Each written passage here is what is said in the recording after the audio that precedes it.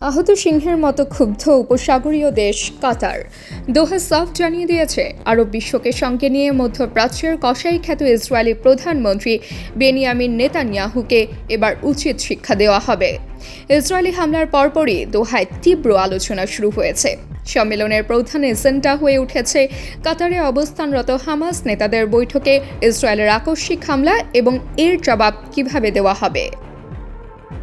হামলার পর কাতার আটঘাট বেঁধে নেমে পড়েছে, একে একে আরব বন্ধুদের জাগিয়ে তুলেছে এবং মধ্যপ্রাচ্য জুড়ে তৈরি হয়েছে তীব্র আলোড়ন।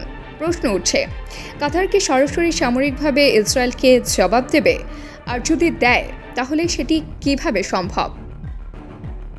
সামরিক শক্তির দিক থেকে কাতারের অবস্থান এখনও তেমন শীর্ষে নয়। গ্লোবাল ফায়ার পাওয়ার র্যাঙ্কিং অনুযায়ী দেশটির অবস্থান ৭২তম। সক্রিয় সেনাবাহিনীর সদস্য সংখ্যা ৬৬,০০০-এর বেশি, রিজার্ভ সৈন্য প্রায় ১৫,০০০ এবং আধা সামরিক বাহিনীতে রয়েছে আরও প্রায় ৫,৫০০ সদস্য। সংখ্যা কম হলেও কাতারের হাতে যে অস্ত্র ভাণ্ডার রয়েছে তা মানসম্মত এবং আধুনিক।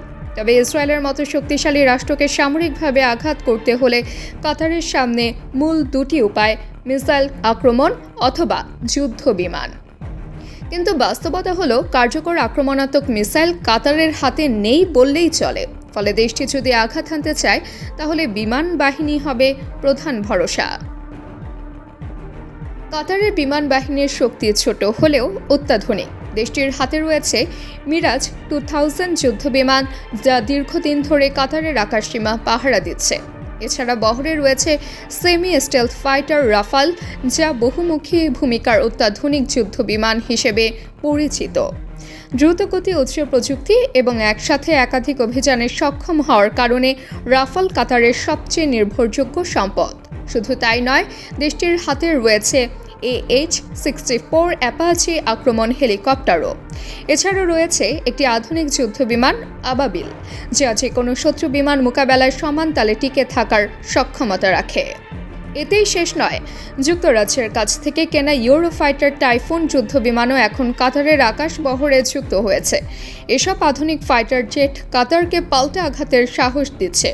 তবে বিশ্লেষকরা মনে করছেন, বর্তমান পরিস্থিতিতে কাতারের পক্ষে সরাসরি সামরিক পদক্ষেপ নেওয়া সহজ হবে না।